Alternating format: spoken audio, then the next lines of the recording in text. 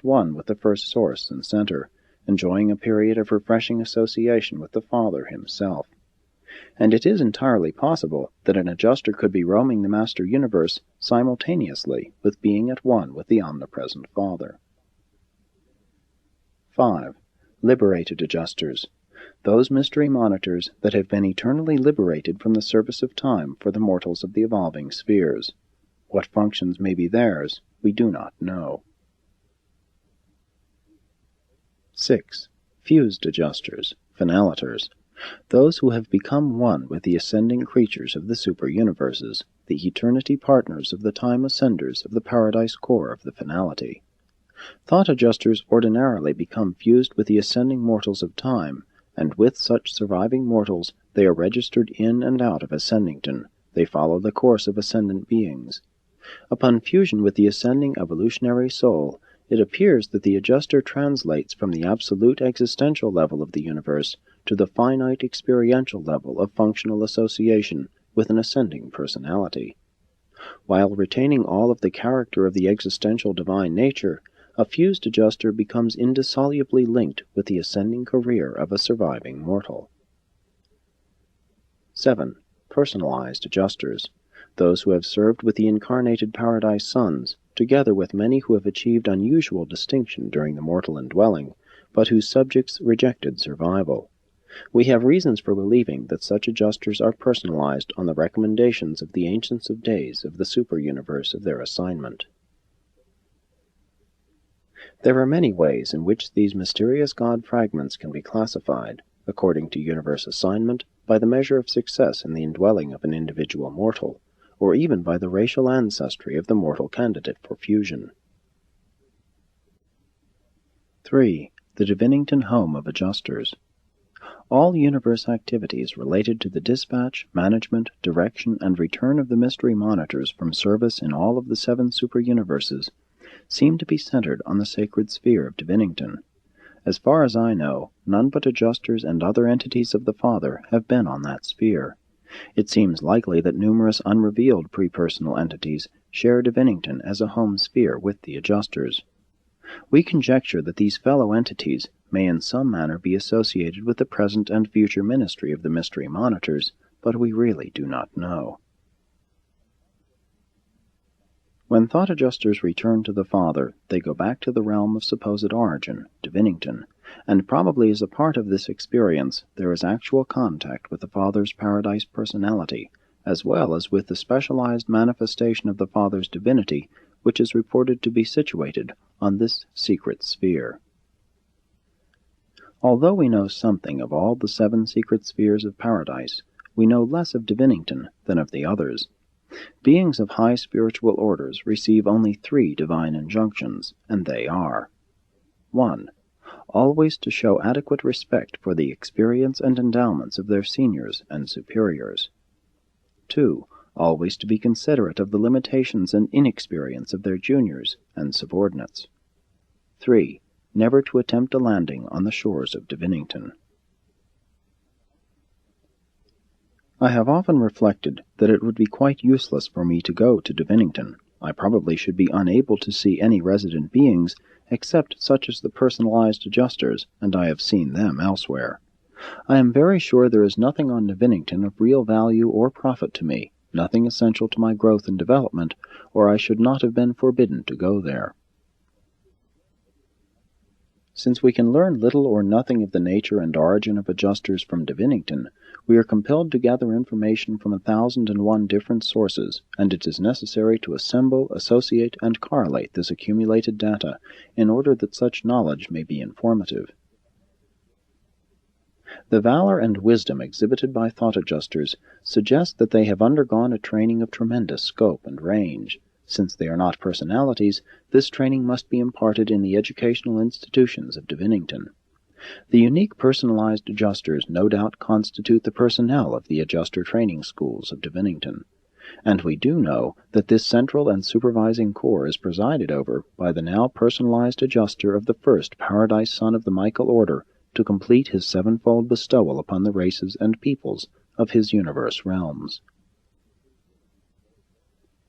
We really know very little about the non-personalized adjusters. We only contact and communicate with the personalized orders.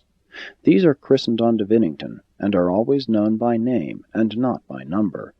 The personalized adjusters are permanently domiciled on Divinington. That sacred sphere is their home.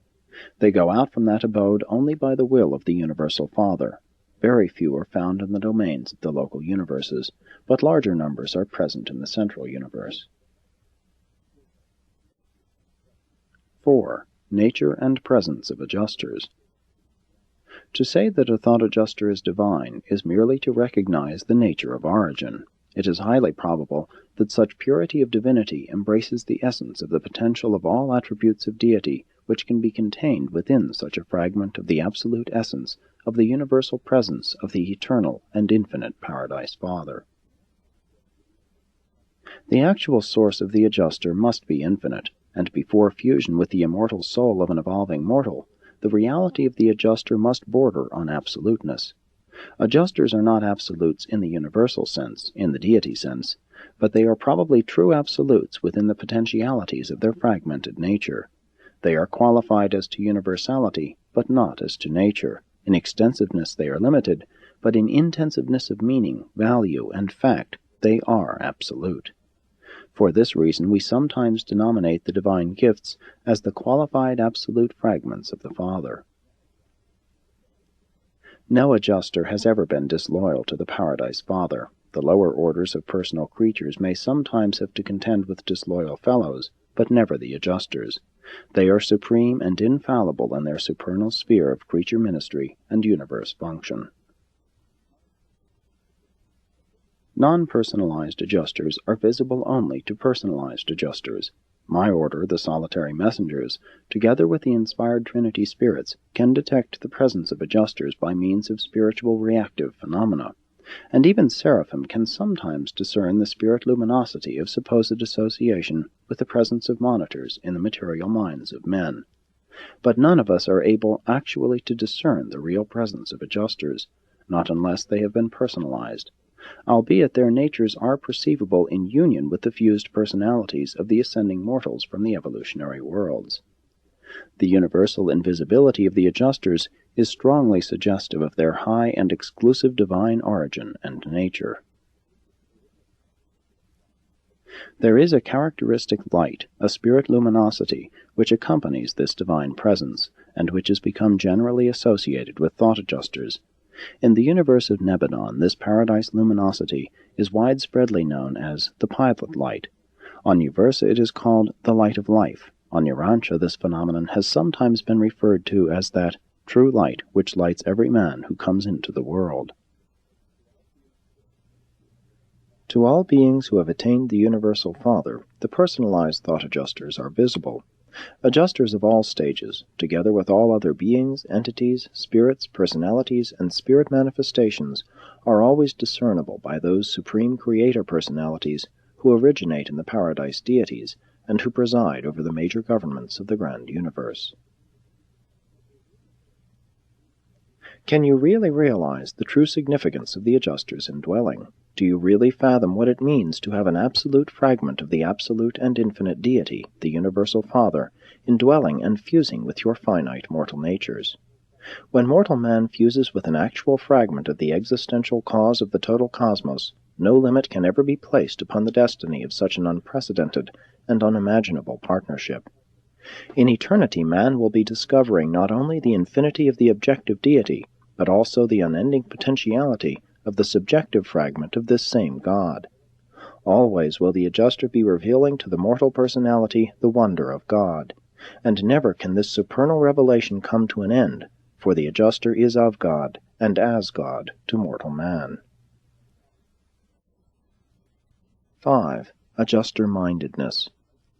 Evolutionary mortals are prone to look upon mind as a cosmic mediation between spirit and matter, for that is indeed the principal ministry of mind as discernible by you.